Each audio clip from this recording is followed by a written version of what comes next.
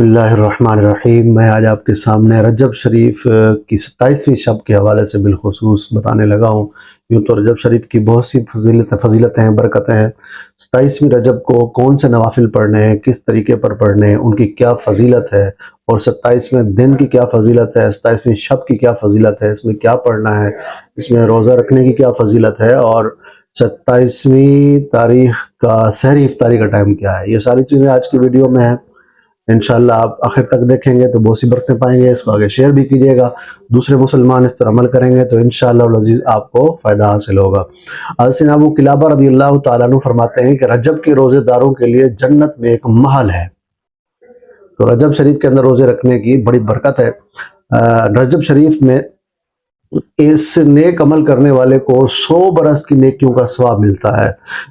رجب کی 27ویں شب ہے جو اس میں 12 رکعت نماز اس طرح پڑھے کہ ہر رکعت میں سورہ فاتحہ کے بعد کوئی سی سورت، 12 رکعت نماز پڑھنی ہے 2 کر کے، اور اس الحمد شریف کے بعد کوئی سی بھی جو سورت آتی ہے آپ وہ پڑھیں، اور اتحیات کے بعد سلام پھیر دیں، پھر 100 مرتبہ سبحان اللہ والحمد للہ ولا الہ الا اللہ واللہ اکبر یہ پڑھیں، اور استغفر اللہ ربی 100 بار پڑھیں، اور درود پاک کوئی سا بھی 100 بار پڑھیں، اور اپنی دنیا آخرت کے لیے جس چیز کی چاہیں دعا مانگیں۔ صبح کو روزہ رکھیں، ہو سکے تو اللہ تبارک و تعالیٰ کی بارگاہ میں آپ جو بھی دعائیں مانگیں گے وہ قبول ہوں گی، اور اس کے گناہ بھی معاف ہوں گے۔ یہ شعب الایمان کی حدیث پاک میں نے آپ کو سنائی ہے، عرض کی ہے۔ نوافل کا طریقہ بھی آپ نے سمجھ لیا ہے۔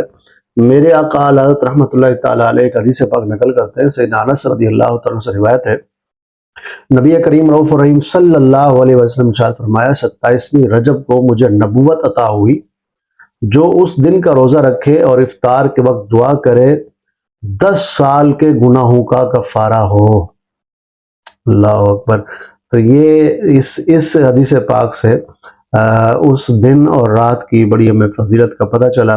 تو رات میں بھی جتنا ہو سکے عبادت کریں، اور دن میں بھی روزہ رکھیں۔ مزید سنیے، حضرت سیدنا سلمان فارسی رضی اللہ عنہ سے مروی ہے، اللہ کے پیارے محبوب صلی اللہ علیہ وسلم نے ارشاد فرمایا، رجب میں ایک دن اور رات ہے، جو اس دن روزہ رکھے اور رات کو قیام کرے، یعنی 27ویں رجب کو دن جو ہے وہ روزہ رکھے، اور 27ویں شب کو قیام کرے، یعنی نوافل پڑھے، عبادت کرے۔ جو نوافل ابھی میں نے بتایا ہے یہ پڑھ لے، تو گویا اس نے 100 سال کے روزے رکھے، اور رجب کی 27ویں تاریخ ہے، اسی دن نبی پاک صلی اللہ علیہ وسلم کو، محمد صلی اللہ علیہ وسلم کو اللہ تعالیٰ نے مبعوث فرمایا۔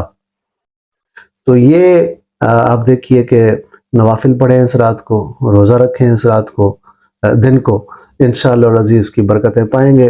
اور نفل حاجات، یہ تو میں جو ادھر آپ کو عرض کیے نوافل یہ ہیں، مزید نفل حاجات، کوئی آپ کو حاجت ہے، کچھ آپ کو طلب ہے، کوئی آپ کو خواہش ہے جو آپ کو خاص کوئی ہے، اس کے لیے میں نے اپنے ویڈیو کلپ میں نفل حاجات کا طریقہ بتایا، اس کی دعا بتائی ہے، اس کا لنک بھی میں ڈسکرپشن میں لگا دیتا ہوں، وہ بھی پڑھیں اس رات کو، یہ نوافل بھی پڑھیں، روزہ بھی رکھیں۔ اچھا، سحری افطاری کا ٹائم ہے، یہ کراچی کا ٹائم میں آپ کو دکھا رہا ہوں، یہ کراچی کا سحری کا ٹائم ہے۔ کراچی میں 2026 میں جو 27ویں شب ہوگی رجب کی، وہ ہوگی جمعہ کے دن، یعنی جمعہ کی شام ہوگی، آگے ہفتہ ہوگا، تو اس شب کو جو ہے یہ 27ویں شب بن رہی ہے، یعنی وہ تاریخ بنے گی 16 تاریخ تو جنوری کی۔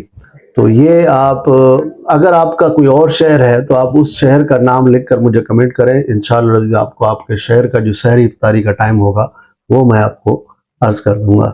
ایک اور حدیث پاک سنیے، سیدنا انس رضی اللہ عنہ سے روایت ہے، نبی کریم صلی اللہ علیہ وآلہ وسلم نے ارشاد فرمایا، فرمایا کہ جنت میں ایک نہر ہے، اسے رجب کہا جاتا ہے، جو دودھ سے زیادہ سفید اور شہد سے زیادہ میٹھی ہے۔ جو رجب شریف کے اندر روزہ رکھے گا، اللہ تبارک و تعالیٰ اس نہر سے اس کو سیراب کرے گا، اس کو پلائے گا۔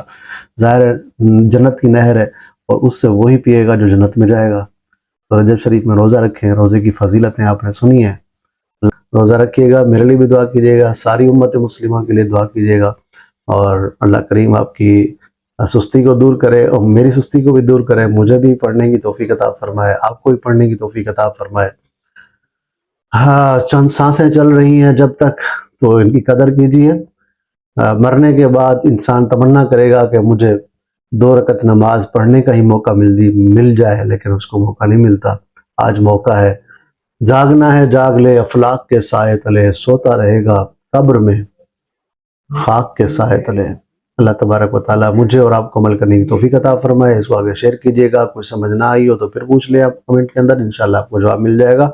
سحری افطاری کا ٹائم بھی میں نے آپ کو دکھا دیا ہے، اور اس کے علاوہ آپ کسی شہر سے میری ویڈیو دیکھ رہے ہیں تو آپ اپنے شہر کا پوچھنا چاہتے ہیں تو مجھے بتا دیں، انشاءاللہ میں آپ کو کمنٹ میں اسی دن کا سحری افطاری کا ٹائم آپ کو جواب دے دوں گا۔ جزاک اللہ خیرہ۔